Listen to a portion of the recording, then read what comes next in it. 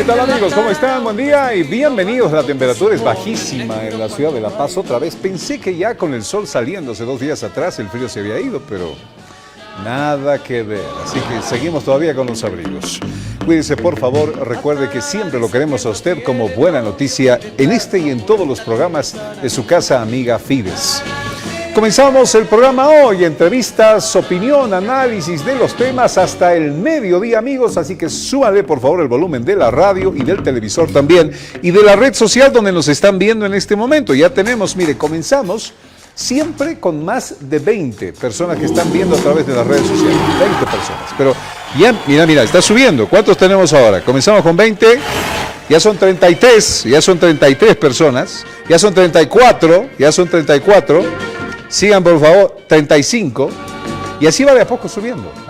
Y mínimamente, cada día tenemos 200 personas a través de las redes sociales, excepto las que comparten las transmisiones, esas no las podemos contar, por favor, que nos permiten llegar a todas partes del mundo. Comencemos hablando, amigos, acerca de lo que ha sido anoche el Cabildo de Santa Cruz, llevado adelante por el Comité Cívico Pro Santa Cruz. ¿Qué se ha decidido en ese lugar? Y es bueno saberlo y analizarlo, queridos amigos. Primero, van a llamar a un cabildo departamental. Este ha sido un cabildo organizado por el Comité Cívico. Estuvieron instituciones representativas de Santa Cruz, pero van a llamar a un cabildo departamental. Dentro de lo más importante es que se ha determinado establecer desastre nacional.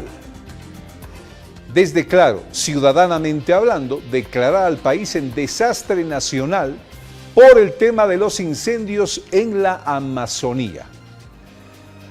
Se lo están pidiendo al presidente. El vicepresidente dice, por ejemplo, esto sería como fracasar, no necesitamos, una palabra no va a salvar la Amazonía, pero si ya está llegando ayuda internacional, ¿para qué ya declarar desastre nacional, por ejemplo? Bueno, es que tiene sus bemoles. Un desastre nacional es mucha más atención de la que el gobierno está poniendo en este momento.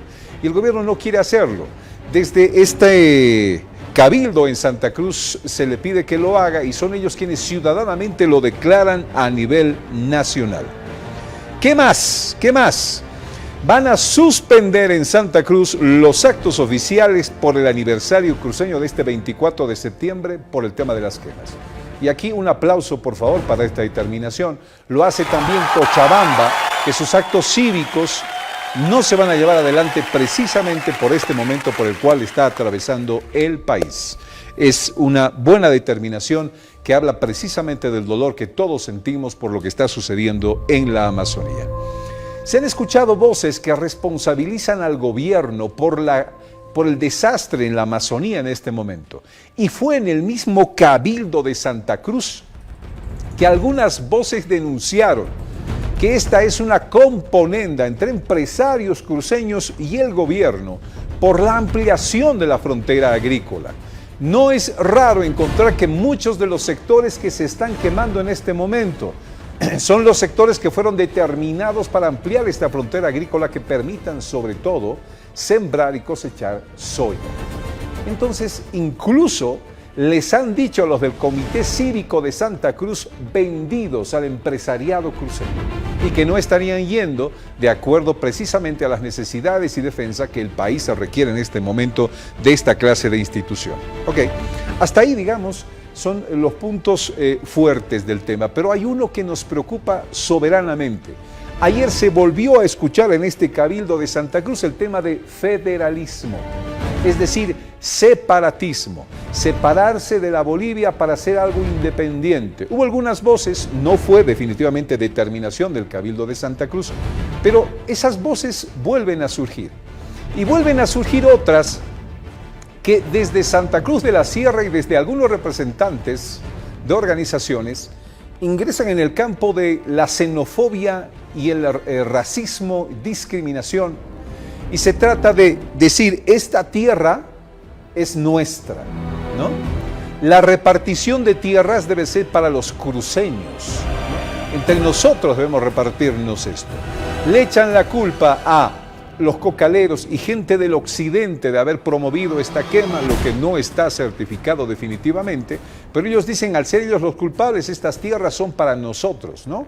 Y no deben tener los de occidente tierras acá. Estas voces se escucharon ayer precisamente en este Cabildo de Santa Cruz, pero consideramos que son evidentemente voces extremas, a las cuales ni siquiera habría que alentar y siquiera prestarle atención, pero lo hacemos nosotros en el ámbito simplemente informativo, alertando de que esto está pasando. Ojalá no se dejen calentar la cabeza a los dirigentes y menos las resoluciones estén tachadas de racismo y discriminación, porque saben, al fin y al cabo, somos bolivianos y un boliviano tiene derecho a sentarse donde quiera. Ahora, claro, otro tema es que exista un control, otro tema que exista reglas para el asentamiento y sobre todo normas para la convivencia, no solamente entre cruceños, entre orientales y occidentales, sino con el compromiso de cuidar la madre naturaleza, que es lo más importante. Eso en relación al Cabildo de Santa Cruz el día de ayer. Estamos ya con el alcalde, ¿no? Ok. Fue el alcalde de Roboré ayer, que pedía también que se declare desastre nacional, y lo hace porque dicen que la situación es insostenible. ¿Qué tan insostenible es la situación? Vamos a serle sincero hoy. No se puede acabar con el fuego. La anterior semana dijeron, hasta el viernes el fuego está apagado, y no se puede apagar. Y no se va a apagar el fuego. Saben que hay expertos que hablaron claramente en las últimas horas y dijeron que estamos ante un incendio de sexta generación. ¿Qué es un incendio de sexta generación? Atención, por favor. Expertos señalan que los incendios son un elemento natural de la Tierra y que a través del tiempo han ido evolucionando como el virus de una enfermedad. Dentro de las características de un incendio forestal de sexta generación, resaltan, por ejemplo, que el fuego supera una velocidad de 4.000 hectáreas por hora. Es decir, cada hora puede quemar 4.000 hectáreas, ¿se imaginan ustedes? Un incendio de sexta generación, el que estamos viviendo, la masa de combustible, es decir, todo lo que se quema, es tan grande que el fuego modifica las condiciones meteorológicas y estos crean remolinos y tormentas de fuego. Ese es el incendio que tenemos en Bolivia. Por su generación, influyen factores como el cambio climático, la despoblación del medio rural, el abandono de los montes y la mano del hombre. Estos incendios de sexta generación que tenemos crean nubes de tormenta que acaban cambiando la meteorología de la zona. Son más caóticos y además son imprevisibles. El incendio coge el control de la meteorología del área afectada y no al revés. Los incendios de sexta generación pueden llegar a quemar 400.000 hectáreas en 2 días. ¿Se imagina usted la intensidad? 400.000 hectáreas en 2 días. Además, queman con una intensidad de 100.000 kilovatios por metro. Más allá de 100.000 kilovatios metro, en el bombero sufre quemaduras de piel. Es decir, el fuego es tan intenso que no hay con qué cubrirse la piel. Quema más fácilmente a quienes están expuestos a estas llamas. Ante eso estamos.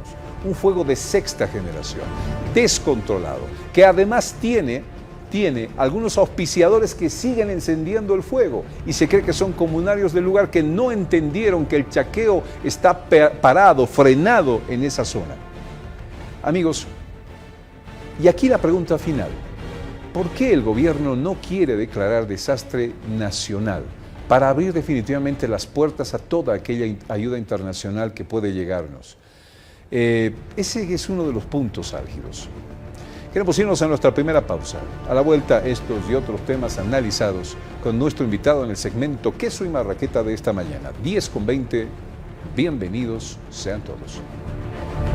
Queso y Marraqueta. El Colegio de Politólogos de La Paz está auspiciando una serie de encuentros con candidatos a diputaciones y senaturías para hablar de una agenda departamental regional. valoramos muchísimo esta actividad pro elecciones. Son momentos que hay que precisamente tomar en cuenta en la agenda de uno para enterarse y después votar de manera responsable. Así que felicitamos a el Colegio de Politólogos de La Paz. Nuestro invitado del queso y marraqueta de hoy.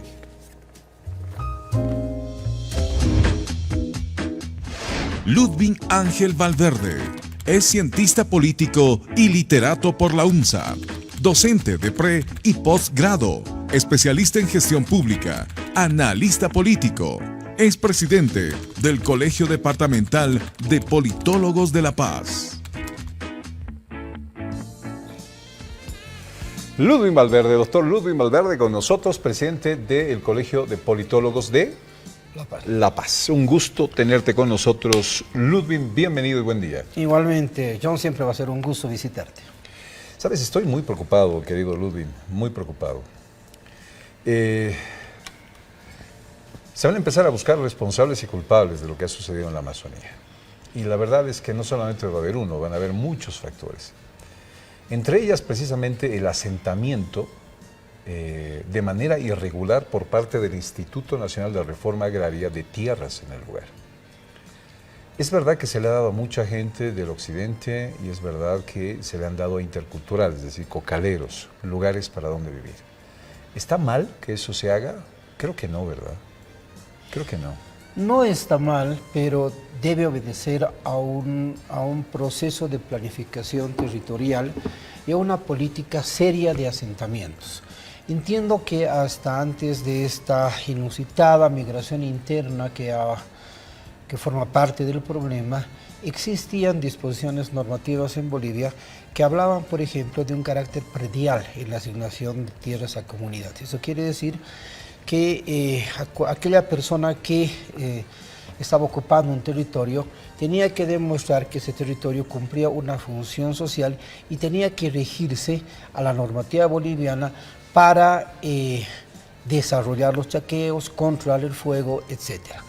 Eso lamentablemente ha sido descartado por las disposiciones últimas de este gobierno y se ha abolido este carácter predial de los asentamientos y tenemos este problema de asentamientos ilegales de gente que seguramente está buscando un espacio territorial que habitar, pero no conoce el manejo agroforestal del territorio donde se asienta. Piensa que asentándose y generando fuego para habilitar tierras para el cultivo ha de justificar el carácter social del asentamiento. Podría ser una de las causas. Tú hablas de asentamiento ilegal. Sabes, yo hablo de asentamiento legal también.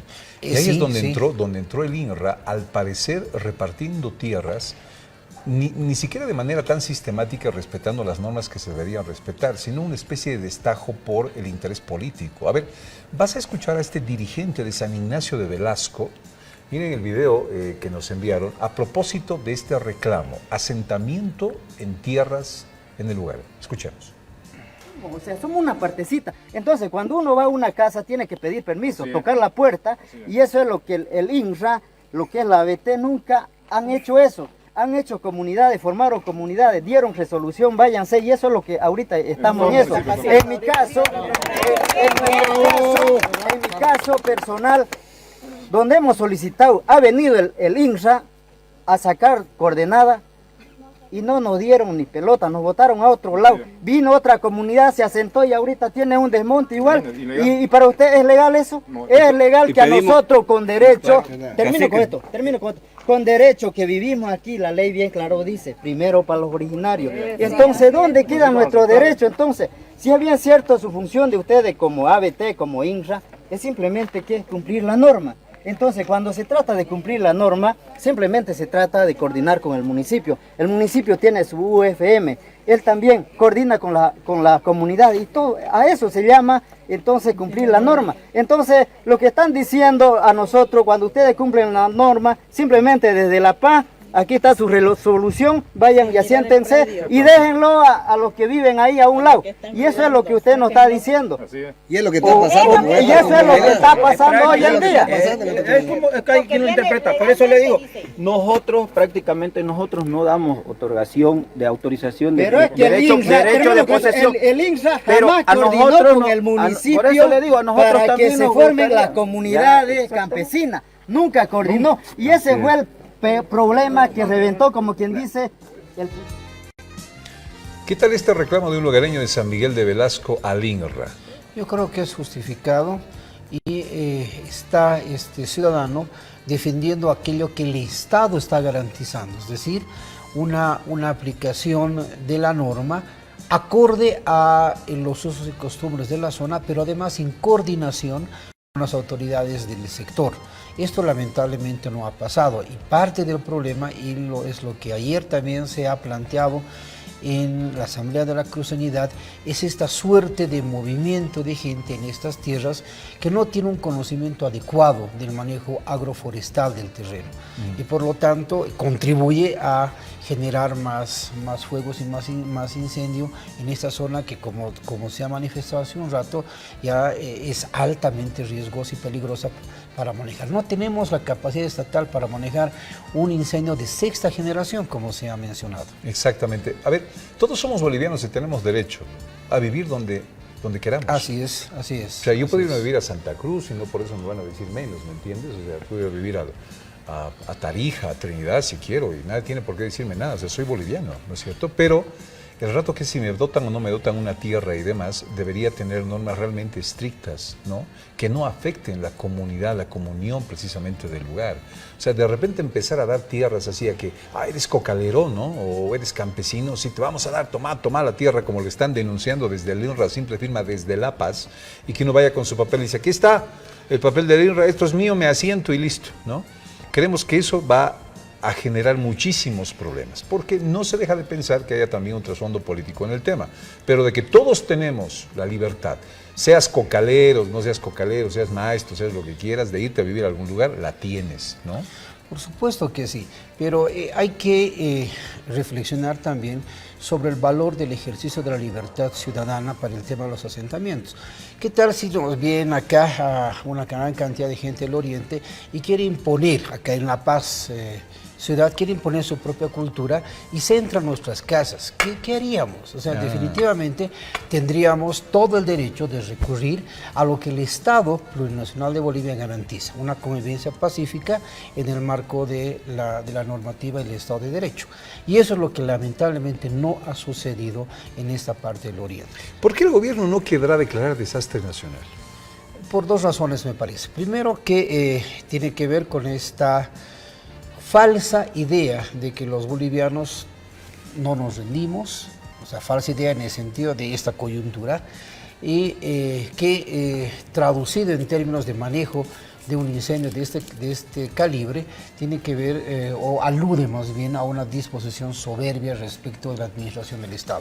Me parece que el gobierno no quiere demostrar debilidad en un manejo de situación que podía haberla evitado, podía haberla controlado, pero lamentablemente tardó más de un mes para tomar cartas en el asunto y ahora es absolutamente inútil todo lo que hace el Estado.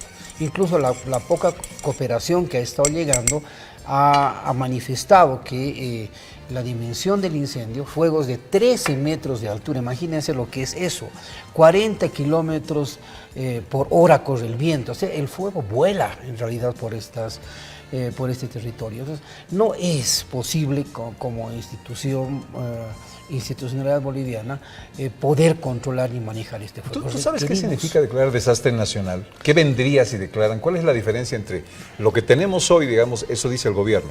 ¿Para qué vamos a declarar desastre? Ya la ayuda está llegando. ¿Cuál sería la diferencia si se declara desastre nacional? Que la intervención de la cooperación internacional ha de ser convocada, van a intervenir, el Estado boliviano va a participar, por supuesto, en estas intervenciones, pero va a primar el interés de la colectividad internacional. Opa. Uno. A Y ver. dos, eso no quiere decir ¿Cómo que es va- eso? ¿Cómo es que- eso? O sea, ¿se van a entrar los extranjeros como No, si no, Bolivia no, no. fuera su Lo casa? que Alguien pasa- está pensando. A ver. no, lo que pasa es que el tema de la Chiquitania está afectando y va a afectar en el corto plazo al ecosistema del mundo. Eso es un tema, ya no es, ya no es un tema solamente de los bolivianos, lamentablemente. No es esta idea que la tiene también el señor Bolsonaro en el Brasil de que se va a vulnerar la soberanía. No, existe desde hace ya algunos años temas de ciudadanía universal. Por ejemplo, el derecho humano al aire puro, al agua limpia, independientemente del sexo, de la pertenencia nacional o algún grupo cultural, generacional, etc. O sea, como ser humano tenemos derecho al aire puro, al agua limpia. Ahí no hay frontera, digamos. Entonces no hay frontera. Lo propio con el tema de los derechos humanos o con el tema de la paz. Ok, O sea, si se declara desastre, ¿qué va a pasar? ya, se declara desastre, la cooperación internacional se va a sentir obligada a participar en la solución del problema. Todo lo que tenemos como normativa boliviana, entonces va a tener que coincidir con la normativa internacional en la preservación del medio ambiente. Eso es lo que pasaría. Entonces nuestra normativa, si bien es soberana, estamos en un Estado de Derecho que ejerce aquello, pero se tiene que articular a esa voluntad mayor que está en la humanidad, ¿no? Que va a venir con el esfuerzo internacional. Entonces la cooperación internacional ha de preocuparse de enviar, de disponer ya sea recursos, ya sea equipos, ya sea personal calificado, etcétera, para controlar este fuego. Hay países que tienen la experiencia del manejo de este tipo de incendios. Nosotros no, lamentablemente no tenemos esta experiencia, por lo tanto necesitamos consultar a quienes sí han podido manejar y controlar este fuego. Y esa gente está en la cooperación internacional. Pero la cooperación, John, no va a venir si es que tú no se lo pides. La cooperación va respetando el carácter soberano del Estado boliviano, ha de asistirnos si nosotros lo solicitamos, lo pedimos, ¿no? Pero al pedirlo tenemos que nosotros articularnos también aquellos esfuerzos internacionales que van a... ¿Puede que nos ser van a asistir. peligroso en algún momento declarar desastre No, nacional? ¿por qué tendría que ser peligroso? Este es un tema de A no ser que carácter- estén ocultando algo, digamos. Por supuesto, este es Dicen un también, tema de ¿no? carácter humanitario, es un tema ya de preocupación internacional. El 20 de septiembre, John, para que veamos y dimensionemos el tema, el 20 de septiembre los jóvenes del mundo están organizando una marcha y una huelga internacional sobre el tema del medio ambiente. Y lo están haciendo a través de redes sociales. O sea, es un tema que las generaciones que están después de nosotros están tomando una conciencia muy seria sobre el tema, ¿no? Y van a manifestarse en esta fecha. Entonces yo creo que no es... tenemos una muy buena relación con la mayoría de los países del mundo, entonces no hay que pensar ni hay que crearse una falsa susceptibilidad de cualquier digitación internacional o cualquier otro tipo de temas, ¿no? Ok. Uno de los temas, Ludwig, estamos con el presidente del Colegio de Politólogos de La Paz, Ludwig Valverde, doctor Ludwig Valverde. Ludwig, ojalá el fuego se apague y definitivamente la madre naturaleza nos va a dejar una gran tarea, bajo la pregunta de qué hacemos con nuestra Amazonía, qué hacemos con la madre naturaleza, qué hacemos con los árboles, qué hacemos. Hay dos puntos, John. Primero hay que tomar esta experiencia dolorosísima para los bolivianos como una lección a aprenderse. Todavía me parece que estamos aprendiendo de la lección, o sea, tanto gobernantes como gobernados. Y digo esto porque el Estado boliviano no tiene ni normativa ni infraestructuralmente la capacidad para enfrentar la situación. Y esto tiene que ver también con la manera como entendemos el desarrollo. Creo que esto va a producir, tiene que producir un debate en esta coyuntura electoral de carácter político y de propuestas. ¿A qué me refiero? Ya no podemos más los bolivianos, ¿no?, estar avalando un modelo de desarrollo extractivista, ¿no?, que amplía la frontera agrícola sin una adecuada regulación. Tenemos que pensar como se lo hacen otros países del mundo, en iniciativas sustentables, alternativas a este modelo extractivista. Tenemos que pensar seriamente los bolivianos en energías limpias. Tenemos que pensar seriamente en sustituir el modelo extractivista que ahora está desarrollando el país. O sea, y ese es un debate de carácter inicialmente político, es decir, de fuerzas de visión de país. Y me parece que esta coyuntura electoral es absolutamente propicia para repensar este tema. Tener al presidente del Colegio de Politólogos y no hablar del tema de las elecciones, es como para, ¿no? ¿Entiendes? Me voy a arrepentir más tarde.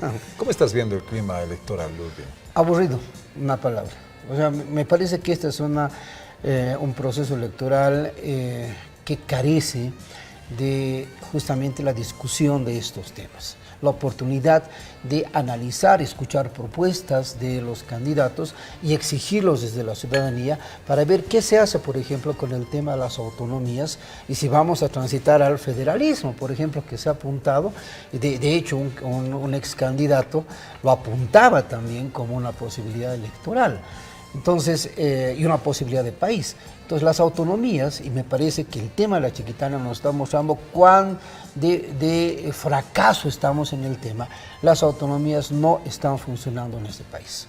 No hay capacidad local para responder temas como la chiquitanía, tampoco hay capacidad departamental y no hay capacidad nacional. O sea, es la demostración más clara de que el proceso de autonomías en Bolivia está absolutamente debilitado. ¿Tienes ya un símil de una radiografía de lo que podría pasar después de las elecciones? Me parece que tengo un esbozo de lo que podría pasar.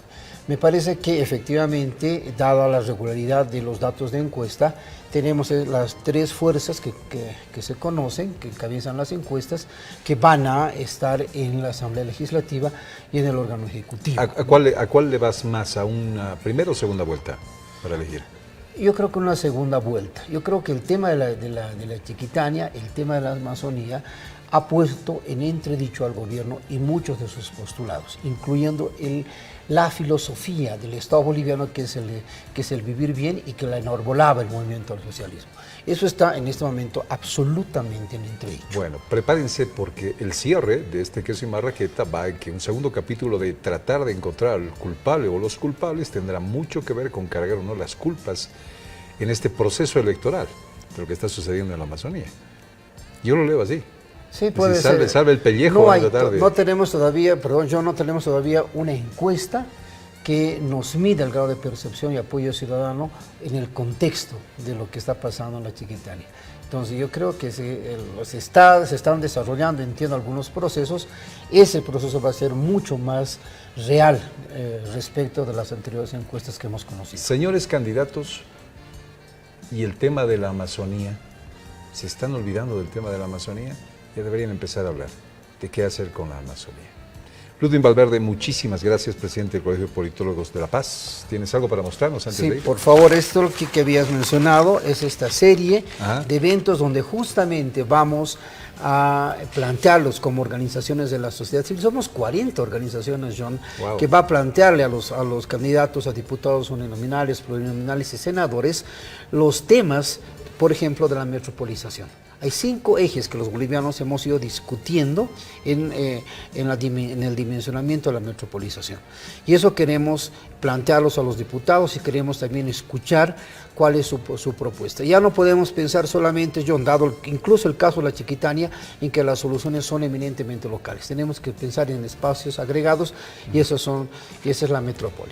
Bueno, hay una agenda pendiente. Así es, una agenda. Mañana tenemos 2 eventos, ha comenzado ayer, mañana tenemos 2 eventos en el Alto, en la mañana y en la tarde en Radio San Gabriel. Te pido, por favor, que me hagas llegar las conclusiones. Como no, claro que sí, muchísimo porque el material vamos a hacer. Sumamente valioso. Un gusto, como siempre, John. Ludwig, bienvenido a Fides. Gracias. Imagínese usted una libreta de colegio. En la libreta de colegio, en vez de tener las materias, están los... Está bien. Ese, por ejemplo, se aplazó, se tiró. Está bien. Pero imagínese usted las materias, en vez de las materias, los temas de los planes de gobierno. E imagínese si tuviera usted que calificar los planes de gobierno, del 1 al 7 o del 1 al 10. Sale una libreta de calificaciones de quienes se metieron al fondo analizando precisamente los planes de los partidos políticos. Enseguida esta interesantísima entrevista. Y un poco más adelante, en este capítulo de lo urgente para la gente de hoy, con la mirada de las mujeres indígenas del Tipnis y las mujeres guaranís, dos invitadas de lujo en el programa que hablarán de qué debemos hacer con la Amazonía. Mujeres indígenas, hablando de qué debemos hacer con la Amazonía. Dos temas de entrevista, pero claro, las informaciones y otros temas hasta las 12. Vamos a la pausa. La Universidad de Potosí está en problemas. Parece que le hace falta dinero para acabar la gestión y entonces oficialmente se lo están pidiendo a las autoridades. ¿Qué está pasando en Potosí con este tema y otros? Juan Orellana, nuestro periodista Fides, nos informa a esta hora de lo último. Juan, buenos días. ¿Qué tal, John? Muy buenos días. Un saludo cordial desde la capital potosina. En efecto, la información que brindabas, ayer precisamente hemos hablado con el rector de la Universidad Autónoma Tomás Frías, quien ha indicado que al menos 100 millones de bolivianos se necesita para terminar la gestión. De acuerdo al rector, este dinero, la mayor parte de ese dinero en todo caso se iría para cancelar sueldos de docentes, de trabajadores, los salarios y también las becas de estudiantes de esta Casa Superior de Estudios. Diferentes becas que el rector mismo ha indicado que sería elevado el número de becas que se tiene en esta universidad acá en Potosí. Escuchemos un poco de lo que decía precisamente el doctor Roberto Borges, rector de la Universidad Autónoma Tomás Frías de Potosí. También la paz, pulir algunos otros temas que faltan, totalmente de manera técnica, financiera y contable, ciudad de términos. De todos modos, la anterior semana estuvimos con el señor viceministro reunidos, la Universidad Tomás Frías, mi persona, y hemos decidido este jueves reunirnos nuevamente. Vamos a estar algunos otros rectores de las universidades para ir viendo quién se ha cerrado algún preacuerdo y quiénes no, y la Tomás Frías, como otras 5 universidades que todavía no hemos cerrado, lo vamos a hacer hasta antes de fin de mes. Entonces vamos a seguir todavía analizando esto de los números, porque nosotros hemos pedido una demanda de más de 100 millones de bolivianos, 108. Podemos acabar el año holgadamente en el sentido de, como dicen vulgarmente, paz con paz, con unos 95, 97 millones. Sin embargo, es un poco difícil que nos den esos montos. Todas las universidades hemos pedido fuerte y estamos viendo desajustar algunas cosas y ver cómo combinamos. No sé, no me atrevo a decir un monto que va a ser menor a 97, pero tampoco va a ser inferior a unos 70. Entonces estamos viendo de negociar en esos parámetros para tener que culminar con sueldos, salarios y becas. Las becas son muy altas, tenemos 4.810 becarios. Es una universidad que tiene mucho más alto el índice de becas y el índice de becarios y el índice de monto beca. Y eso lamentablemente es una bandera que nos las hacen flamear los del Ministerio nuestra.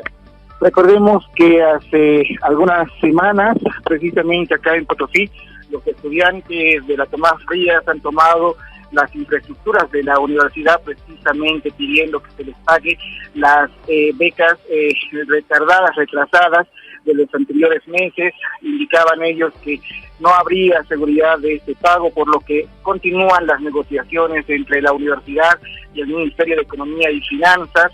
Se espera llegar hasta fin de mes, por lo menos con un acuerdo que si no es, como ya lo decía el rector, si no es el 100% de lo que se está solicitando, pues con algunos ajustes se pueda llegar siquiera a 95 millones de bolivianos para que se pueda resolver la crisis que vive esta Casa Superior de Estudios, John.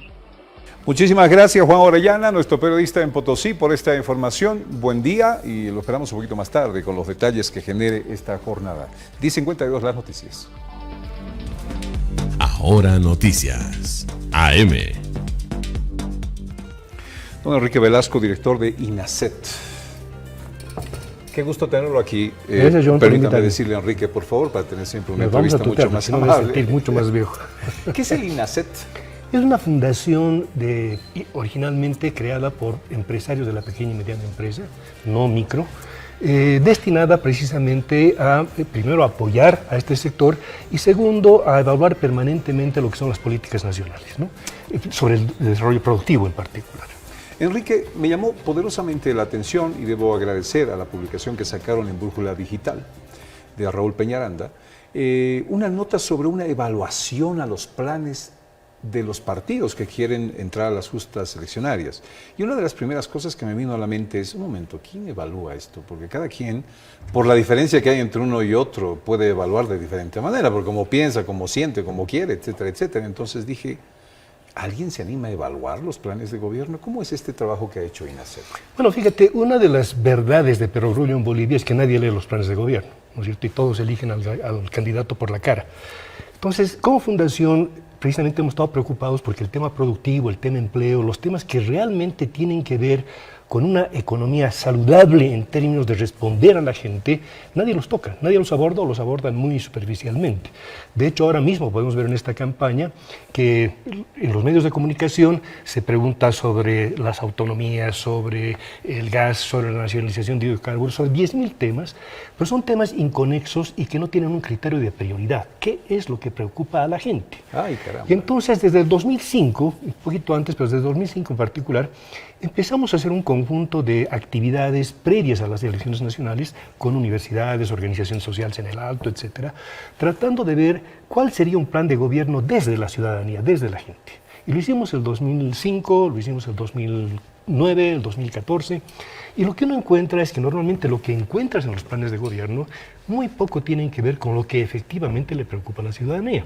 Entonces, esta vez lo que hemos hecho es básicamente decir, bueno, ¿qué es lo que quiere la gente? Y frente a esos criterios, a esas prioridades de la gente, ¿qué es lo que dicen los planes de gobierno?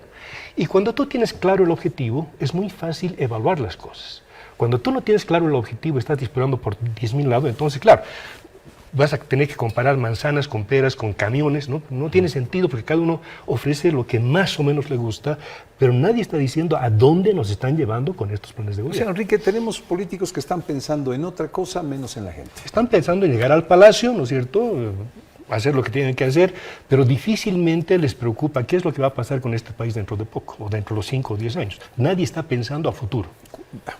La preocupación de la gente frente a los temas que creen los políticos son urgentes. ¿Cuáles son esos temas? Bueno, mira, si tú analizas todas las encuestas de opinión en los últimos 10, 12 años, seguramente vas a tener unos 10 o 12 temas que son en general donde se repiten permanentemente. De esos 10 o 12 problemas, en los últimos 3 o 4 años, los que han empezado a sobresalir de lejos, no los voy a decir en orden de prioridad por el momento, pero de esos, el primero está el tema de inseguridad ciudadana y violencia familiar e intrafamiliar. El otro es el tema de la corrupción, el tema de la justicia, el tema de la salud, que ha sido un poco generado por todo el tema del SUS y todo lo demás, y el tema del empleo y los ingresos familiares. Esos son los 5 temas que preocupan a la ciudadanía. Entonces, cuando uno ve esos temas, está claro que no son temas aislados. Es decir, tú no puedes pretender tener buena salud, buena educación, buen medio ambiente, si no tienes los recursos para solucionar esos temas. Entonces, de esos 5 temas, por lo menos el tema de salud y el tema de seguridad ciudadana, son temas que tienen que esperar o tienen que estar un poquito atrás en la cola, porque primero necesitamos una economía que pueda resolver esos temas. El tema de la educación y todo lo demás. Entonces, te quedan 3 temas, corrupción, injusticia y el tema del empleo. Pero si te fijas en esto, para que tengas empleo, tienes que romper con el paradigma extractivista. Es decir, el paradigma extractivista no genera empleo. Son inversiones intensivas en capital que pueden generar ganancias para los privados o para el Estado, pero no te resuelven el problema de la gente. Pero para generar ese empleo requieres necesariamente diversificar la economía. ¿Sí? Pero para diversificar la economía necesitas un Estado con leyes creíbles, necesitas un sistema de justicia creíble y un Estado transparente. Porque en un Estado corrupto jamás vas a tener el dinamismo económico que se requiere. Entonces resulta que a los 5 iniciales le quitas 2 porque eso requieren esperar, pero tienes que meter necesariamente el tema de la diversificación productiva y después, si la diversificación productiva te va a generar empleo, tienes que vincularlo con el tema del crecimiento. El crecimiento no es tener la mayor tasa de crecimiento, esa no es la salud de la economía. El crecimiento tiene que estar sustentado no en el gas, no en el litio, no en el montún, tiene que estar sustentado en el trabajo, en la creatividad y en la capacidad humana de los bolivianos. Y por lo tanto requieres un crecimiento centrado en la generación de empleo para todos, una economía de pleno empleo. Entonces de ahí te sale que estos 5 temas de la ciudadanía te llevan a un escenario donde tienes que construir un ideario, un imaginario, en el cual partes primero por generar una institucionalidad creíble, sólida, que permita un Estado transparente. Eso ayuda a diversificar la economía, la diversificación de la economía se traduzca en empleo para todos y ese empleo para todos sea el motor del crecimiento. Ahora, Enrique, quiero entender, disculpa que me adelante, que esta evaluación que ustedes han hecho de los planes tiene que ver como una agenda de la gente contra la agenda política que están proponiendo para llegar al poder. ¿De esa comparación nacen las notas? ¿Algo así debo entenderlo? Bueno, básicamente lo que hemos hecho precisamente, nuevamente, este escenario que te he planteado ya te está especificando a dónde quisiéramos que nos lleven. Entonces es muy fácil decir, bueno, los planes de gobierno, ¿cómo andan respecto a estos 5 temas? Es para estos planes de gobierno el hecho de que tengamos una débil institucionalidad y debilitándose cada vez más, y está identificado como un obstáculo para el desarrollo de largo plazo o no. El tema de la corrupción y de la falta de transparencia en la gestión pública, ¿es o no un obstáculo de gobierno? ¿Por qué? Porque si no partes como plan de gobierno por identificar cuál es el problema, difícilmente vas a poder plantear una solución. Así es. El 90% de la solución es conocer el problema. Entonces, si tú no te haces el plan de gobierno, no te dice puntualmente la institucionalidad que tenemos o la falta de transparencia en el gobierno son obstáculos fundamentales que van a impedir la diversificación productiva. Ergo, tenemos en nuestro plan de gobierno que resolver el tema de la institucionalidad y el tema de la transparencia, por ejemplo, ¿no? La diversificación productiva tiene que hacerse en ámbitos, obviamente, del siglo XXI, ¿no es cierto? En un nuevo tipo de economía hay que superar el extractivismo tradicional, y eso significa decir, bueno, no podemos romper el extractivismo hoy, pero nos ponemos un plazo.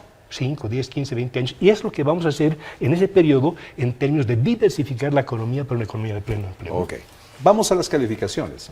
Veamos cómo están los planes de gobierno versus las verdaderas necesidades de la gente. ¿Qué es lo que la gente quiere escuchar para poder votar? No sé si estoy bien y esto de alguna manera sacaría un poco a esta gente en el Vox Populi que tú has mencionado, de que no leen los planes de gobierno. ¿No leen porque no les gusta leer o no leen porque no trae lo que le interesa a la gente? ¿Por qué no lee la gente al final? Bueno, mira, siempre recuerdo una anécdota. Yo volví de Estados Unidos a fines de los 70, principios de los 80, y alguna de las elecciones que hubo entonces, debió ser la del 89, con Banzer, algo así, se eligió el gobierno, y entonces en alguna encuesta en la calle le preguntan a una persona, opina que, bueno, el gobierno nos ha ofrecido A y no hay nada.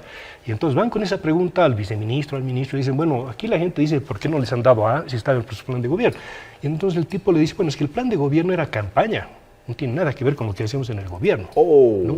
Se me quedó grabadísima ese cinismo político, pero es así como nos manejamos. O sea, si tú ves lo que hace un gobierno respecto a lo que promete, poquísimos son consecuentes con lo que promete. Ya me picaste, Enrique, por conocer estas evaluaciones tuyas en base a estos criterios que hemos venido conversando. Muéstranos, por favor, el trabajo de INACET. Mira, te digo, son estos 5 temas, ¿no? Analizar el tema de la institucionalidad, el tema de la transparencia en la gestión, el tema de la diversificación productiva, el tema del empleo y el tema del crecimiento, ¿sí? A partir de eso tenemos 4 preguntas, ¿no? La primera pregunta en cada uno de estos temas es, bueno, ¿efectivamente el plan de gobierno reconoce esto como un obstáculo o no? Y ahí viene lo que te decía hace un momentito. Si no reconoce que es un problema para el desarrollo, prácticamente no tiene sentido que califiques el resto. Porque obviamente si no reconocen el problema, lo que vayan a decir sobre ese ámbito van a ser cosas secundarias, ¿no? Si la cámara nos puede seguir. Sí, ahí, voy a primero poner este cuadrito para que vean un poco la relación entre los temas, ¿no? que dicen las personas: salud, seguridad ciudadana, justicia, transparencia y empleo. Y decíamos, bueno, esto de arriba requiere recursos, y para resolver ese tipo de temas, el medio ambiente y todo lo demás, necesitamos una economía sólida y sostenible. Y por lo tanto, este tipo de cosas, junto con 10.000 otras, son temas que requieren necesariamente una economía sólida. Pero para tener la economía sólida hay que diversificar la economía, hay que generar empleo, hay que tener un crecimiento sostenible, no dependiendo de las materias primas, sino de la capacidad de generar valor, y para eso requieres una justicia oportuna y requieres un Estado transparente. En esa lógica, entonces, lo que hemos hecho es preguntarnos en estos 5 ámbitos, primero, si los planes de gobierno consideran estos aspectos como problemas o como obstáculos, ¿no?, hacia el desarrollo. Y entonces, con eso hemos entrado a plantearnos las 5 preguntas que te menciono. Primero, ¿reconoce o no reconoce este plan de gobierno esto como un problema? Si no reconoce como un problema, entonces no hay mucho más que hacer después. La segunda pregunta sería, bueno, si reconoce este como un problema, o por lo menos si la considera en su plan de gobierno, lo que plantea como soluciones para ese problema, ¿son pertinentes o no son pertinentes? ¿Son adecuadas o no son adecuadas?, ¿no? Tercero, estas acciones que se comprometen a hacer, ¿tienen algún tipo de indicador medible, cuantificable, donde la gente le pueda pasar la factura y decir, tú has prometido 5 y me estás entregando solo 2, por ejemplo, ¿no? Entonces ahí, claro, los planes de gobierno tienen generalidades. Vamos a trabajar por el empleo, vamos a generar empleo para los jóvenes, que sea, por dar un ejemplo, pero no te dicen cuánto empleo hay que crear, ¿no es cierto? O por lo menos no saben que en este país hay que generar, excepto uno de los planes de gobierno, no saben que este país requiere generar unos 220.000 puestos de trabajo de calidad por año, empleos dignos, ¿no? Entonces te hablando de empleos para jóvenes, el programa Mi Primer Empleo, los barrios de verdad, qué sé yo, cosas que son ocupaciones, no son empleos que generen riqueza. ¿El tercero? Ese es entonces el tercero es si tienen metas adecuadas. Y el cuarto es un poco de ver, bueno, con todo esto lo que nos dicen, cuán creíble, cuán factible es que esta propuesta se realice, se materialice, no solamente tomando este ámbito, sino tomando las vinculaciones con todos los demás. ¿Ok? Entonces, sobre esa base, y cada una de estas 4 preguntas en cada ámbito vale 5 puntos. ¿Sí? Entonces ahí... ¿Sobre cuánto es la calificación del plan? Sobre 100. Sobre 5 preguntas, cada una 20 puntos, y dentro de cada 20 puntos, 4 preguntas de Ok, de 5. entonces, si reconoce el problema como problema, Como problema. ¿qué solución le da Segundo, si las soluciones que plantea son coherentes. Tercero, si esas soluciones tienen indicadores cuantitativos para tratar de medir el resultado. Y cuarto, cuán creíble es, cuán factible es, ¿no es cierto?, que eso realmente sea una solución para el problema en el contexto de todos estos Ok, vamos a conocer las notas, a ver qué tal. Bueno, en cuanto a la institucionalidad de la justicia, obviamente no voy a entrar a todo el detalle, pero en la práctica, en los planes de gobierno, Comunidad Ciudadana y Bolivia Digo No, sí reconocen que el tema de la institucionalidad es un problema, es un obstáculo para el desarrollo. De la justicia. De la institucionalidad en general. En realidad, la ciudadanía lo plantea como la justicia, ¿no?, como la injusticia. Pero obviamente la justicia tiene que ver con la institucionalidad en su conjunto, con las reglas, las normas, las propias organizaciones encargadas de cumplir. Entonces, estas dos partidas, estos dos planes mencionan el tema como un problema y plantean soluciones al respecto. En el caso del MAS no se menciona el tema como si fuera un obstáculo, un impedimento para el desarrollo, ¿no? Y de hecho, bueno, ya cuando entrando a la cuarta pregunta dentro de este ámbito, las declaraciones públicas del propio presidente decían que, por ejemplo, la separación de poderes, que es una base de la institucionalidad, es un invento de los gringos, una cosa así. Entonces te hace ver que probablemente no hay por ahí mucha intención. Segundo, si las acciones que se plantean son acciones pertinentes, nuevamente, más allá de repente hablar de algún ajuste de la justicia, hoy mismo leía varios titulares donde el Parlamento va a hacer comisiones para ver cómo funciona la justicia, bueno, ahí tienes un problema que no vas a resolver el tema de la institucionalidad con comisiones ni con nada, sino con acciones concretas respecto a darle credibilidad, reglas de juego claras y una organización que las pueda hacer cumplir. Nuevamente ahí, por ejemplo, Comunidad Ciudadana ofrece que en la primera semana de gobierno van a reformar o van a cambiar la Corte Electoral, etcétera, que está planteando cosas muy puntuales, y algo parecido, un poquito menos específico, Bolivia Digo No, pero en el caso del MAS no hay en ese sentido acciones puntuales, ¿no? Bien. ¿Cuánto calificación para Comunidad Ciudadana en institucionalidad? 4, 3 para Bolivia Digo No, lo mismo para el tema de las acciones puntuales, en el caso del MAS 0. Las acciones propuestas son medios razonables y eficientes para contribuir a la institucionalidad. Nuevamente, cuando lees el programa del MAS, encuentras que hablan de el tema de la justicia, hablan de repente el tema de la corrupción en la policía, pero claramente no están hablando del problema de fondo, sino simplemente de aspectos relativamente puntuales. Y nuevamente se repiten las calificaciones en este sentido, ¿no? Y finalmente, si se cree que esto va a tener, las acciones que están planteando van a tener un efecto en reconstruir o por lo menos iniciar el proceso de reconstrucción de la institucionalidad durante una gestión de gobierno, y encuentras que efectivamente, bueno, los otros partidos probablemente están ofreciendo algo más, y en el caso del MAS no hay definitivamente. Aquí en institucionalidad los que estaría mejor son Comunidad Ciudadana, Bolivia dijo no, y el MAS está conservado. Vamos a otro tema, a ver. El siguiente es el tema de la transparencia y la corrupción en general. ¿Ya? Nuevamente, si se reconoce que en este tema que es un obstáculo para el desarrollo. El caso del MAS menciona en 2 o 3 lugares que van a generar un gobierno transparente, van a combatir la corrupción, etcétera, pero no lo están planteando como si la corrupción es un obstáculo estructural para el desarrollo, como un impedimento para todo lo que se pueda hacer después, ¿no? Nuevamente, en el caso de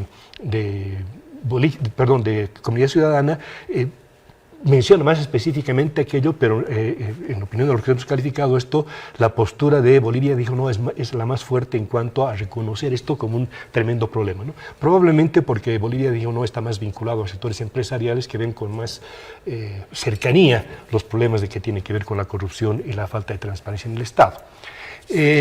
Respecto a si identifican acciones propuestas con metas e indicadores relevantes para medir el avance respecto al tema de la corrupción, en el caso del MAS sí se mencionan algunos puntos, pero son nuevamente algo como la reforma policial, después de 3 o 4 reformas policiales.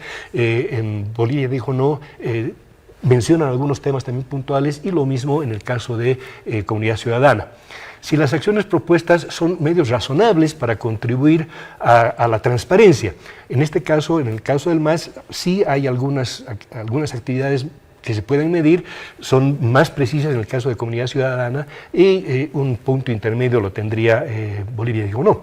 Y finalmente, si es creíble que esto pueda funcionar. Y entonces ahí, bueno, el tema de la credibilidad en este caso tiene mucho que ver con las personas, con la gestión, etcétera, y entonces acá sí todo el mundo tiene un poquito el beneficio de la duda, porque es un tema que está tan enraizado en todo lo que es el aparato público que parecería muy difícil erradicarlo a corto plazo, ¿no? Claro. El que diga voy a erradicar la corrupción es un soñador, claro. Es decir, muy difícil, ¿no? Entonces ahí las calificaciones son en general bajas para todos, 3-3, y en el caso del MAS 1, porque lamentablemente aquí el MAS tiene un hándicap de alguna manera, porque después de 14 años de gobierno, creo que los ejemplos donde estamos viendo cómo la corrupción permea en todo lado, pues es como que difícil de creer que lo pueda resolucionar. ¿Seguimos en otro tema? El tema de la diversificación productiva. En este caso, el tema de la diversificación productiva, nuevamente, no es simplemente, por ejemplo, plantar fábricas con recursos públicos, ¿no es cierto?, sino es lograr que un boliviano no necesite irse a París o a Berlín o a Buenos Aires para tener éxito. Un alteño debería tener las oportunidades que tiene en Brasil o en cualquier lado en el Alto. Es decir, ¿cómo construirse una sociedad donde los aportes de las personas sean valorados y sean la base de lo que es la actividad económica? No el Estado solamente, sino un Estado que permite que todo eso se haga, pero además un Estado que, si ve que hay espacios donde la actividad privada no es lo suficiente, pues podrá participar en la economía. No estamos hablando de un purismo neoclásico, ¿no es cierto?, donde el Estado no se mete para nada, pero sí tiene que ser una participación inteligente donde la responsabilidad fundamental de la actividad sean las personas. Y en ese sentido, cuando uno ve si se reconoce que el extractivismo en este caso es un obstáculo, bueno, encuentras que para el MAS está chocho de la vida con que tengamos más gas, más litio, etcétera, etcétera, porque parecería que esa es la lógica de industrializar. En este sentido, la Comunidad Ciudadana tiene puntos mucho más puntuales, reconoce efectivamente que el extractivismo es uno de los temas a fondo que hay que reconocer, y lo mismo, aunque un poquito menos preciso, en el tema de que Bolivia dijo no.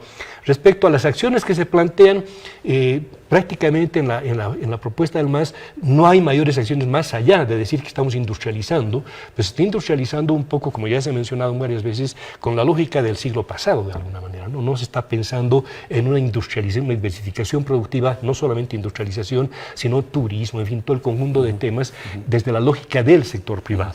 Y por lo tanto tienen la menor nota, mientras que Comunidad Ciudadana y Bolivia dijo no, están un poco mejor posicionados. Respecto a que si las acciones que se plantean son o no pertinentes, nuevamente, en el caso del MAS, no estamos viendo, no se lee que tengan acciones muy puntuales, muy precisas respecto a la diversificación, más allá, repito, de algún tipo de instrucción. Un paréntesis, estamos mencionando 3 tiendas políticas, ¿las demás también están evaluadas? No, nos hemos centrado en estas 3 porque claramente desde el punto de vista de la votación, estas son las relevantes. Entendido. Y por otro lado, que nuevamente por la forma como se diseñan los planes de gobierno, es tal cantidad la lata, ¿no es cierto?, que resulta bien tedioso realmente. Están lateando. Están lateando tanto que, en general, te digo, no solamente las que quedan fuera. Bueno, entonces, nuevamente, en diversificación, repito, la calificación del MAS no es de las más altas, precisamente por ese hecho de que parte por no reconocer al extractivismo como un problema fundamental. En cuanto a empleo e ingresos, en este caso sí es más dramático el asunto, porque primero que no toma el crecimiento de la economía a futuro sustentado, basado en la gente. Sigue pensando, ¿no es cierto?, en temas extractivos y todo lo demás, y por lo tanto el empleo se reduce más bien a programas como Mi Primer Empleo Digno, empleos para jóvenes, capacitación, etcétera, pero que nada tienen que ver con la necesidad de generar 220.000 puestos de trabajo por año. En este caso, el que mejor califica es Comunidad Ciudadana, porque por lo menos dice que hay que crear 170.000 puestos de trabajo por año, y mencionan ambos que efectivamente el crecimiento hacia adelante tiene que ser una economía de pleno empleo, ¿no? Bien. Entonces acá... Te invito un vasito de agua para que sigas, por favor. Acá, porque, claro, yo sé que él entiende perfectamente esto de la velocidad en televisión. Pero yo estoy yendo demasiado rápido para... Entonces, está más rápido que el fuego de la Amazonia, ¿eh? Sí, ni me toques ese tema que es dolorosísimo. Pero bueno, entonces acá, cuando ves las acciones que se plantean y todo lo demás, es muy nítido que hay propuestas que mínimamente tienen una idea de cómo van a resolver este tema de la producción, el empleo y el crecimiento, y otras que claramente no. Entonces acá el MAS no califica bien porque, repito, sigue centrado en la empleabilidad, sigue centrado en el extractivismo y no está vinculando el crecimiento de la economía con la creación de empleo. Y aquí podrías ver como ejemplos el tema tributario, en fin, 100 otros temas. Salud, ¿qué pasa con salud? Salud no ¿sí entra, es el próximo? No, sí, crecimiento, porque, como te digo, nos hemos concentrado en estos 5 que son los estructurales. Ok, perfecto. ¿Sí? Entonces hemos tocado de entrada el tema de la institucionalidad, el tema de la transparencia, el tema de la diversificación, el tema de empleo y el quinto sería el tema del crecimiento. ¿En qué medida el crecimiento que se percibe es un crecimiento que no va a depender de los precios internacionales, que va a depender del esfuerzo humano, que es un crecimiento que recupera efectivamente el mercado interno, que significa luchar efectivamente contra el contrabando, etcétera, etcétera? Y nuevamente, en este caso, en general todos los partidos tienen las calificaciones más bajas porque siempre, es decir, no se está planteando el tema del crecimiento como un desafío en el que tengas al ser humano como el generador del valor de la riqueza y a la familia como la beneficiaria del crecimiento, ¿no? Acá en algunos partidos está la lógica de que el Estado tiene que concentrar la riqueza para después redistribuir, el tema de los bonos, etcétera, que no son las formas sostenibles de crecimiento a largo plazo. Bien, 2 cosas. Esta no es una calificación de los planes de gobierno, esta es una calificación de los puntos centrales en los planes de acuerdo a lo que piensa y necesita la gente. Primero. Efectivamente. Y segundo, claro, porque tú sabes cómo es la gente, como todo lo lleva a lo político, va a decir, claro, le está haciendo publicidad Comunidad Ciudadana, etcétera. No, es decir, hay que tomar no hay que ver el vaso vacío, hay que ver el vaso medio lleno. Esta clase de calificaciones, acá con Enrique Velasco, desde el INACE, le están diciendo los que están en campaña política, fíjense los temas que ustedes no están tocando o en la profundidad que no los están tocando, porque estos son los temas que le interesa a la gente, ¿no? O sea, vayan tomando estos recursos para lo que queda en el tema de la campaña. Última pregunta, Enrique. Pero déjame aclarar un puntito ahí. Bueno, el tema de fondo es que estos temas que estamos mencionando, estos temas estructurales, explican por qué Bolivia sigue estando quedándose atrás con respecto al resto de América Latina. Tenemos el primer crecimiento en Sudamérica, pero con respecto a América Latina seguimos junto con con Haití, con Nicaragua y algún otro país, seguimos en la cola de América Latina. Entonces, algo estamos haciendo mal desde hace mucho tiempo, y esto, en nuestra opinión, tiene que ver con que no es un problema económico, no es un tema de capacidad económica o de tenencia de recursos, sino es un tema de incapacidad política para habernos sacado de estos problemas. Bolivia es un país con tal cantidad de recursos y potencialidades que no debería estar en la situación en la que está. Y entonces, a la medida que la campaña política sigue discutiendo temas secundarios, ¿no es cierto?, que pueden ser muy importantes para algunos en particular, pero que no te cambian estructuralmente la realidad del país. Entonces, ¿qué ganamos, ¿no?, con un bonito programa de gobierno que no te saque del fondo? Enrique, tengo 30 segundos. Sí. ¿La Amazonía debería ser incluida en los planes de gobierno o propuestas electorales? Por supuesto que sí, pero no la Amazonía solamente a la luz de lo que son los incendios actuales que nos están amargando la vida a todos, sino porque es parte del patrimonio de recursos que tiene este país, que tienen que utilizarse, por un lado, productivamente, pero sobre todo también ambientalmente. Era un paraíso, Tucabaca, todo eso es realmente espectacular. Habría sido un destino turístico de primerísimo nivel, tan importante quizá como el Salar. Y bueno, y ahora está destruido. Y en general estamos destruyendo nuestro país y quitándole potencialidad a las generaciones futuras. No sé cuánto gas nos hemos tomado en estos 14 años, probablemente 7, 10, 15 TCFs. Bueno, esos 10, 15 TCFs algún rato le van a hacer falta a las generaciones futuras. ¿Qué estamos generando en esta economía en estos años para dejar a estas generaciones futuras, a las que le estamos quitando su gas, qué le estamos dejando para que ellos vivan mejor, a nuestros hijos, a nuestros nietos? Y ese es el desafío. Un plan de gobierno no es solamente capturar el Palacio de Gobierno, es realmente construir un país diferente. Y en eso, en general, nos estamos aplazando porque no estamos analizando, no estamos viendo estrictamente qué es lo que nos están ofreciendo y qué es lo que quisiéramos que nos ofrezcan. Al final del día, los ciudadanos deberíamos ser la cúspide de la pirámide social. Después de nosotros deberían estar a nuestros funcionarios electos y después deberían estar los funcionarios designados por ellos. Y ahora está totalmente al revés. Primero está la burocracia, después están los electos que simplemente quieren salir al balcón para charlar, y al final está la ciudadanía que tiene que aguantar todos los desgobiernos que tenemos. Y ese es el desafío. Enrique Velasco, director de INACEP, que nosotros en Antes de Mediodía. Gracias por estar aquí, Enrique. Gracias, John. Te agradezco mucho por el trabajo y lo seguiremos de cerca también. Gracias. Bueno, los planes de gobierno son perfectibles. No es que lo que vaya uno a leer y sea eso, es decir, pueden. Incluso algunos candidatos han hablado de otros temas fuera de lo que está escrito, digamos, en el plan de gobierno. Usted sabe, esta acelerada electoral a través del Tribunal Supremo y demás de todas estas condiciones para estar en carrera política, pero son insumos que no se pueden desaprovechar. 11:19. ¿Qué hacemos con la Amazonía? Es una preocupación profunda en el tema. Y no estamos desde Fides en qué dice el responsable, qué dice esto. No. Un poquito más allá. Tema de la gente, lo urgente para la gente. ¿Qué hacemos con la Amazonía? Y hoy, dos de las principales dirigentes indígenas en nuestra Amazonía hablan en este programa sobre esta temática. Será a la vuelta, amigos. 11:20 es Fides. Ya volvemos. Son las 11 de la mañana, 26 minutos. Saludos a todo el país a través de Fides, es Antes de Mediodía. Tengo el gusto hoy de hablar con las mujeres indígenas. Estas señoras lideresas en esta parte del país que no solamente hablan de la Amazonía, viven allá. Cómo viven, cómo sueñan, cómo piensan, determina también una importantísima participación, más allá de que ellos sean del lugar, de la pregunta que todos nos hacemos. ¿Qué vamos a hacer con nuestra Amazonía a través de esta lección que la madre naturaleza nos ha dado? Se está quemando. Y para adelante, ¿qué política tendríamos que tener con este tema? Quiero darle la bienvenida en primera instancia, me avisan si la señora Beatriz está allá con nosotros, por favor, a la señora Marquesa Teco, que es la presidenta de las mujeres del TIPNIS. Nos está acompañando desde Trinidad. Señora Marcela Teco, ¿cómo me escucha? Muy buenos días, es Fides Televisión y Fides Radio a nivel nacional. Buenos días, agradecerle a todos los medios y al pueblo boliviano y al mundo entero, ¿no? Es preocupante, hermanos bolivianos y el mundo entero, por la quema de la Amazonía, que nos da la vida, la salud, que ese nos mantiene nuestra salud y la sabiduría de nuestros principios y ancestrales, ¿no?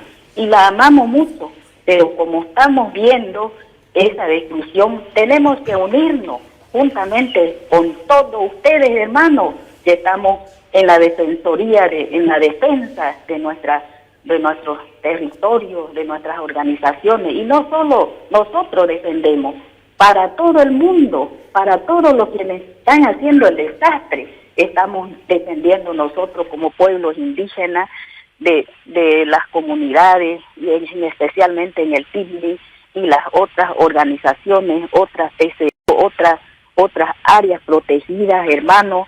Es triste vernos así, hermanos, por la chiquitanía que se está quemando, se está deforestando. No va a haber ya un ambiente sano. Ahorita está ese ambiente contaminado de humo, de todo.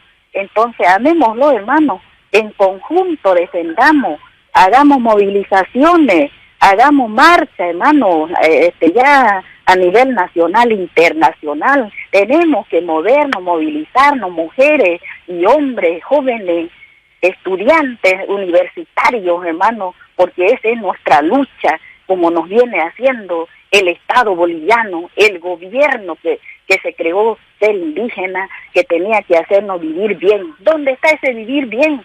Se nos está quemando nuestra naturaleza.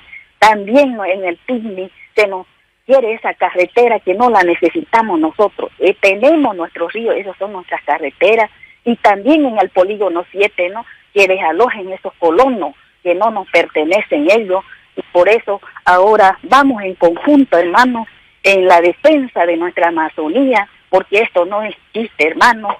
Señora Marquesa Teco, ¿cómo han evaluado ustedes desde las mujeres del TIBNIS, desde la gente en el TIBNIS, lo que está pasando precisamente con la quema en la Amazonía? Ustedes, tengo entendido, se han reunido también por ese lugar para evaluar este hecho. Cuéntenos, por favor.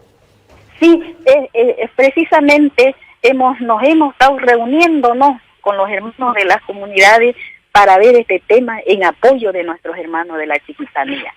Vamos, estamos en tristeza, en dolor, pero hay que accionar como está escrito en la Constitución Política del Estado, que se cumpla, pues, hermano, que se cumpla la política, la Constitución Política del Estado, que nos defiende y nos protege, esas leyes que no sean pisoteadas, y tenemos que accionar, hermanos, mujeres especialmente nosotros. Han tenido una reciente reunión, señora Marquesa Teco, con la gente de la Chiquitanía, y tengo entendido de que se estaría planificando una marcha en general, grande, del pueblo indígena en general, hacia Santa Cruz de la Sierra. Cuéntenos un poquito esto, por favor.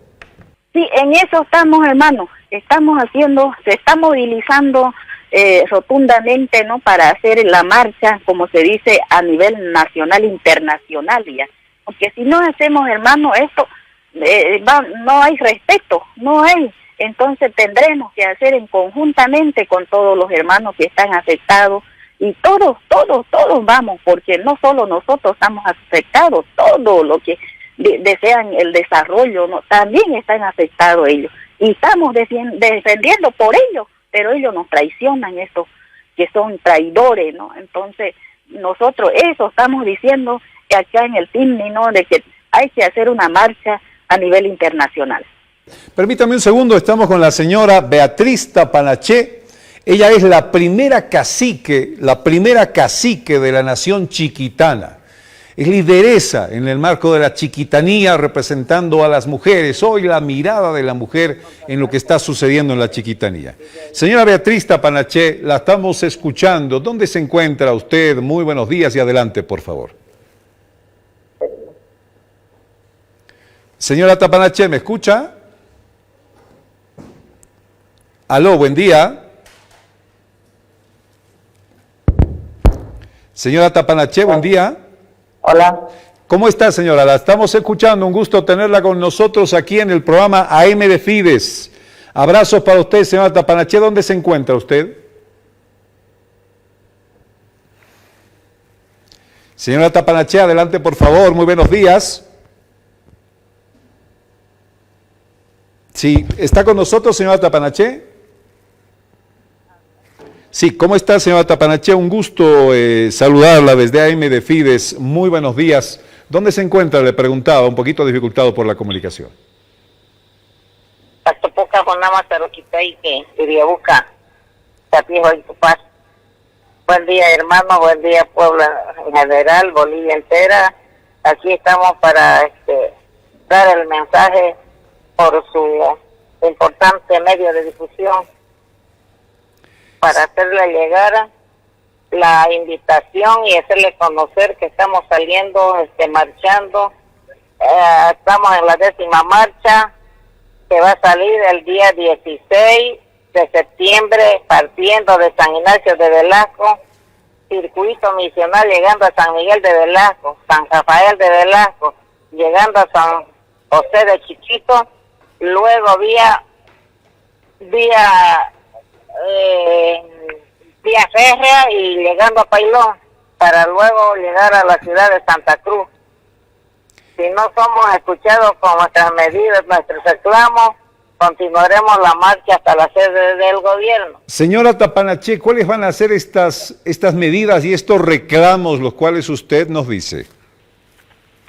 Sí, primer elemento, queremos que sí o sí se declare desastre nacional por lo que ha pasado. Estamos ahorita quemados en vida por nuestra boca, nuestro territorio y nuestras aguas contaminadas. Entonces, el fuego que ha incendiado a nuestra gran Chiquitanía no es algo natural, es algo dado por el hombre a causa de todos los decretos y leyes que han dado un libre albedrío al chaqueo y a la quema de los chaqueos, y se ha incendiado la Chiquitanía. Entonces eso, estamos pidiendo la abrogación de la ley 741 y el decreto 39 de 73. Muy bien, señora Tapanaché, le voy a pedir unos segundos nada más, por favor, que estamos también con la señora Marquesa Teco, la presidenta de las mujeres de El TIPNIS. Señora Teco, hay una pregunta que estamos haciendo a estos principales actores que tienen que ver directamente su relación con la Amazonía. Una de las preguntas que queda pendiente, y claro, como política de Estado además, es ¿qué hacemos con nuestra Amazonía después del incendio? Como política de Estado en el país, y creo que ustedes son la voz viva desde este mismo lugar. Señora Marquesa Teco, por favor, cuéntenos, ¿qué hacemos con la Amazonía? ¿Qué propondría usted hacer con la Amazonía en el marco de una política nacional? Adelante, la escuchamos, por favor. Sí, mire, lo único que tenemos que hacer siempre es seguir adelante en la defensa, como lo teníamos siempre, hermano, porque la Amazonía es que, como le digo, nos da el aire puro, nos da la naturaleza, nos da los remedios vegetales, y por eso es que tenemos que seguir amándola y pedirle al gobierno que también esa ley que creó el 73-63, que se anule, que se abrogue, porque nosotros no queremos esa ley, porque no hemos sido consultados, y también pedirle al gobierno en la Chiquitanía que se declare desastre natural, porque es lo único que pedimos, que ya se declare desastre natural, porque ha sido desastre del hombre, del mismo gobierno, ha sido mandatario para ese desastre natural, ¿no? Por eso es que nosotros decimos que sí, es que él tiene que reconocer los errores que nos ha hecho como pueblos indígenas, y como dije también es indígena, que tenía que cuidarnos a nosotros, pero no fue así.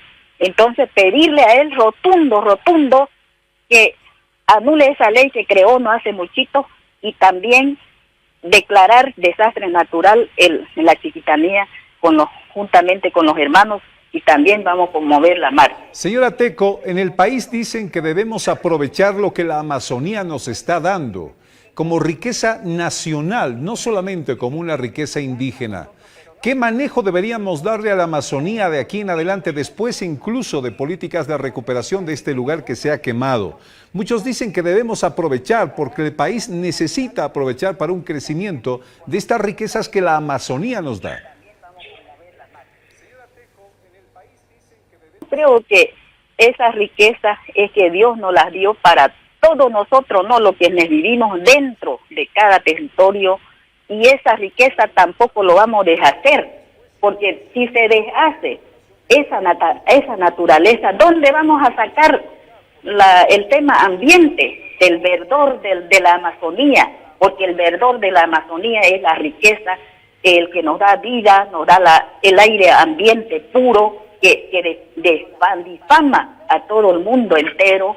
Entonces, es lo que tenemos que cuidarlo, no es para aprovechar. ¿Qué vamos a aprovechar si ya se quemó los demás, no? Entonces, pero lo que nos quedan, tenemos que cuidarlo juntamente con ustedes, pues hermanos, todo Bolivia y el mundo entero. Y quisiera que esto que estamos dando, esta conferencia, en estos medios, se difunda a nivel nacional e internacional para que los otros países vean cómo estamos viviendo y cómo estamos destruyendo, se está destruyendo la naturaleza por el mismo gobierno, por el mismo de su gente, que esa naturaleza nos difunde el aire puro en todo el mundo.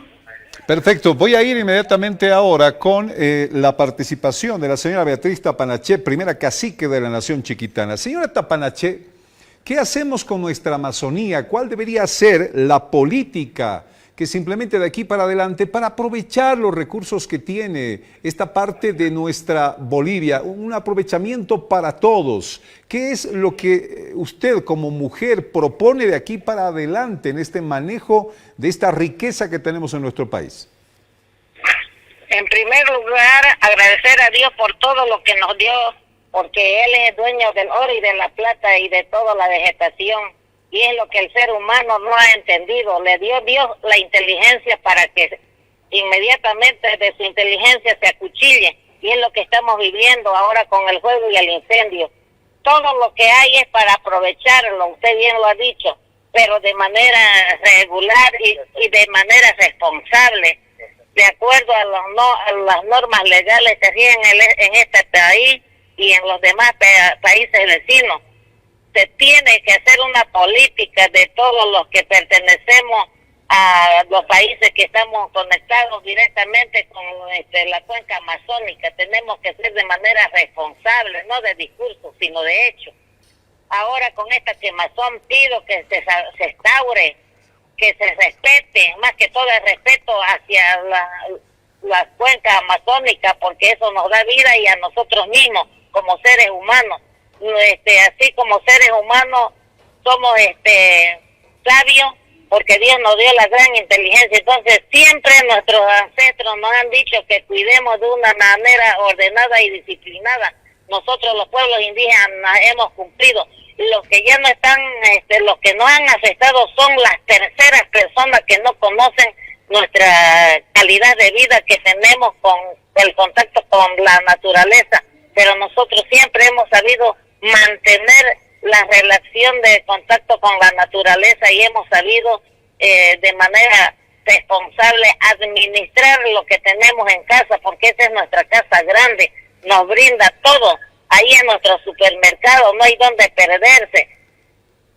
En este momento, con este presidente o con los que vengan, tiene que ser el mismo trato. Aquí no estamos a los colores políticos, que no nos hagan humillar con estar haciendo campañas mentirosas que no llegan a cabalidad a nosotros, violan las leyes que están ya emitidas y están en vigencia, pero las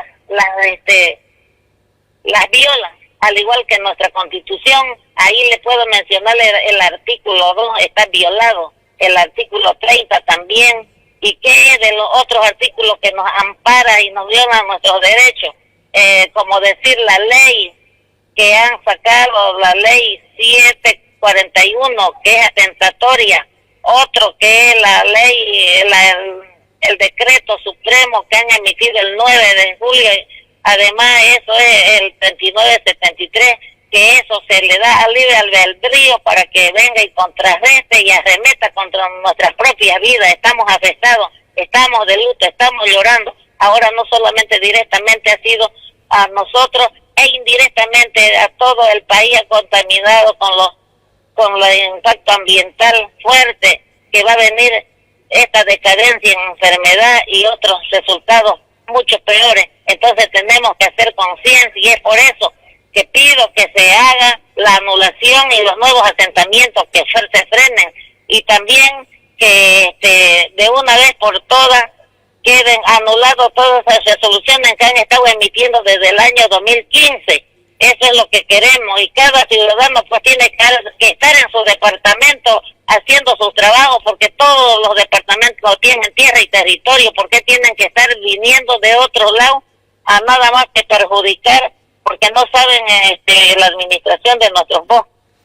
¿Usted cree, señora Tapanaché, a ver, porque suena a veces un poco discriminatorio y hasta racista, cuando usted dice, ¿por qué vienen de otros lados? Si bien todos somos bolivianos y tenemos derecho al tema de la Amazonía, ¿cómo deberían hacerse estos asentamientos cuando hay gente que no conoce precisamente el lugar, pero que se va a vivir a estos lugares? Ya lo explico, no es que sea discriminatorio, ni estoy discriminando a nadie. Todos somos bolivianos y tenemos derecho de tener un espacio de territorio para desarrollarnos. Pero acá ha sido una amenaza que han sobrepuesto sobre nosotros mismos. No han hecho el estudio del suelo, que es el plus. Han estado asentando a personas en lugares que no son aptos para la agricultura. Entonces son esas cosas que nosotros estamos afectados, porque han ido a poner personas en los lugares que son para aprovechamiento maderable, como es todo lo que es forestal. Entonces por eso que estamos viendo, y primero nosotros hacen de muchos años que estamos pidiendo seguridad jurídica y hasta ahora no nos dan desde el 89, así estamos pidiendo. Hay gente que no tiene nada porque los gobiernos de turno, los que pasaron y los que están ahora, no nos ha dado importancia de darnos esa seguridad jurídica. Entonces es por eso que de allá también llegan con resoluciones debajo del brazo y ya inmediatamente se sobreponen. Todas esas cosas han pasado grandemente y feo a los pueblos indígenas, es nuestra vivencia y estamos denunciando, es una denuncia que estoy haciendo público.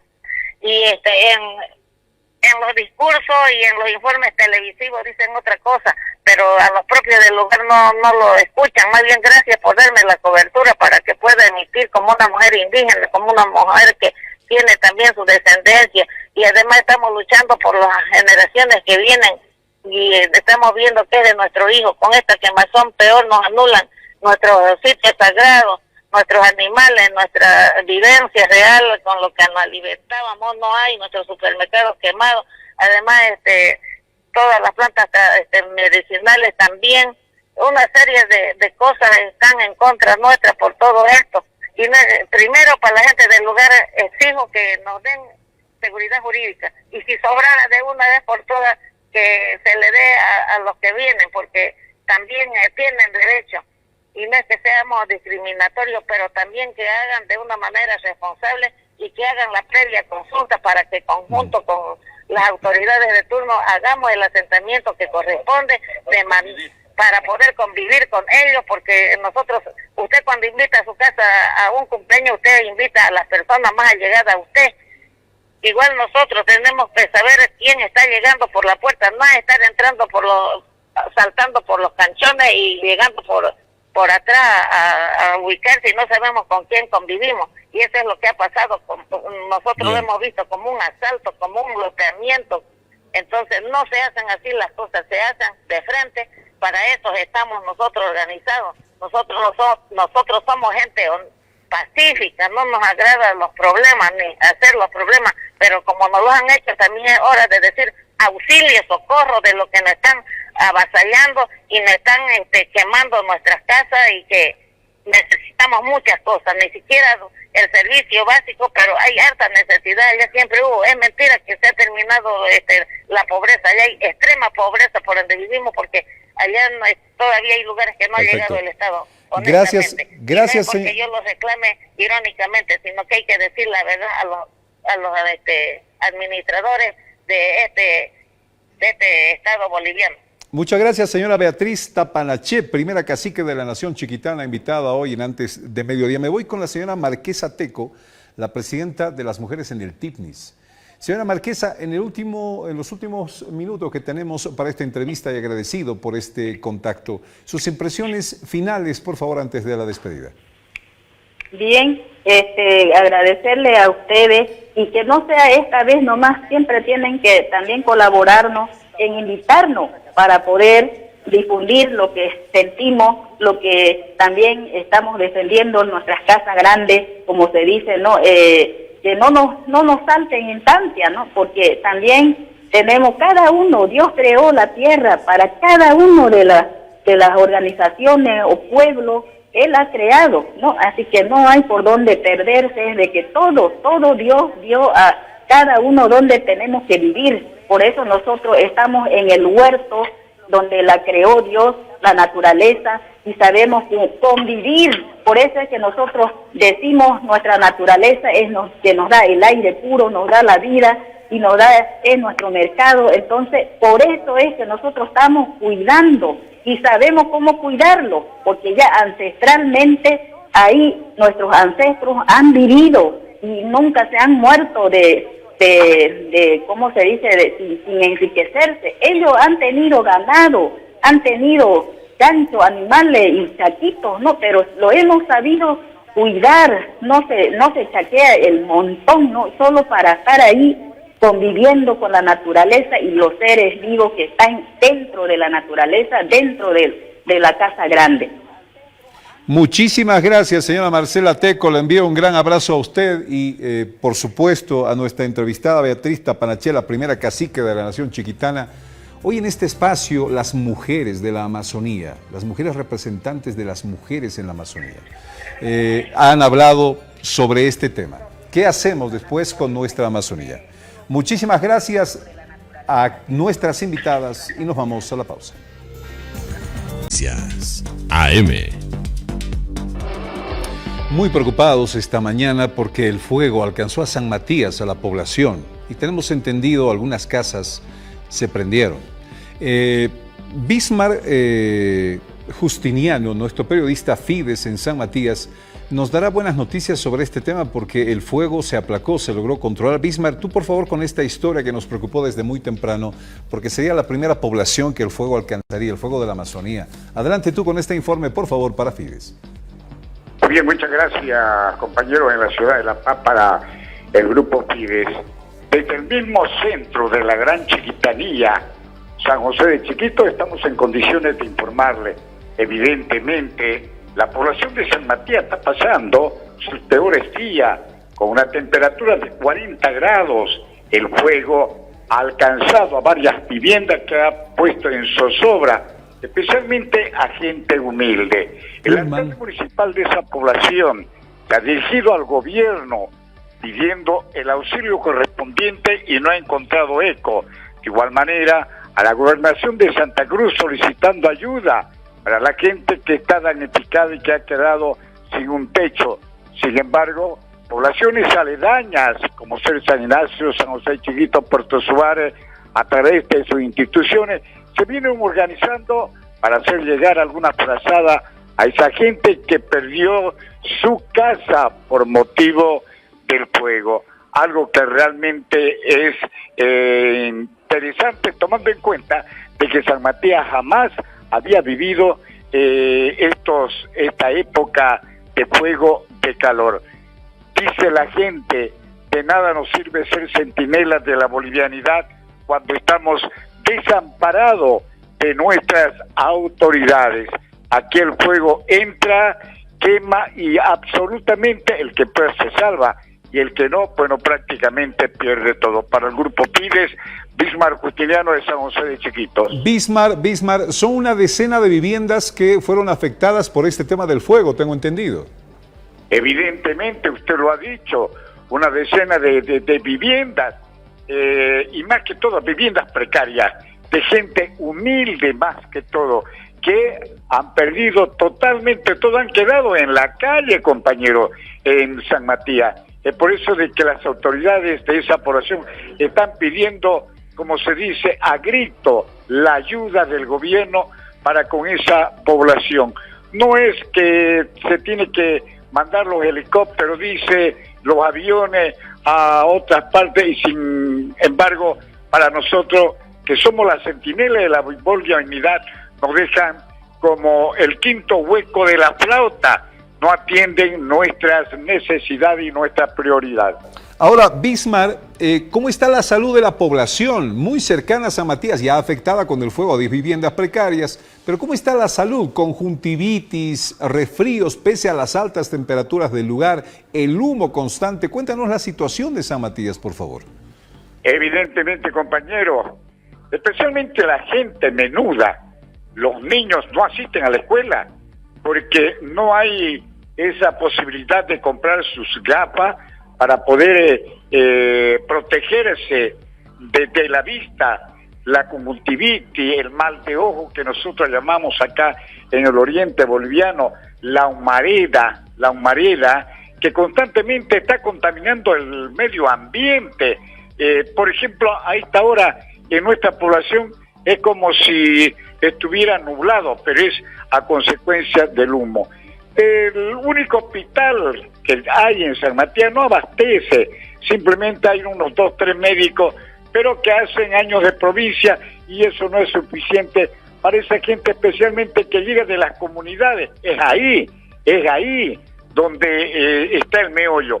La gente de las comunidades deja todo que se queme, pero con tal de salvar la vida, de llegar a un centro de salud, ponerse en buen recaudo con los médicos, buscando protección, y eso es lo más importante. Reitero, la gente de las comunidades aledaña a la población de San Matías es la más damnificada, compañero. Bismar Justiniano, periodista, reportando para Fides de San Matías. Gracias por este servicio, Bismar. Un fuerte abrazo, querido colega. Un fuerte abrazo. Un vasito de agua, por favor, ahora. Villa Santa, el placer de beber agua. Es de la Cascada, orgullosamente boliviana. Comenzamos este programa hablando de que el fuego ya está en una fase 6. Este fuego es fase 6. Y le vuelvo nuevamente a reiterar lo que los expertos dicen sobre esto antes de irnos, por favor, que nos parece además sumamente importante. ¿Por qué es un fuego fase 6? En 30 segundos se lo digo, por favor. Porque resulta que el incendio ahora no solamente provoca destrozos, sino que toma el control de la meteorología en el lugar. Se habla de que el fuego supera una velocidad de poder quemar 4.000 hectáreas por hora. ¿Sabe qué dicen los expertos sobre este fuego tipo 6? Que no se lo está controlando como debía controlárselo y que la metodología para atacarlo debería ser diferente. ¿Qué proponen los expertos que han llegado incluso del exterior sobre el fuego que tenemos en la Amazonía? Que ya no se trata de tirar agua, se trata de traer maquinaria pesada a este lugar para empezar a cavar zanjas alrededor del fuego y que el fuego no cunda más. Con esto nos vamos a la pausa. Gracias, amigos. Hasta mañana, 10:10.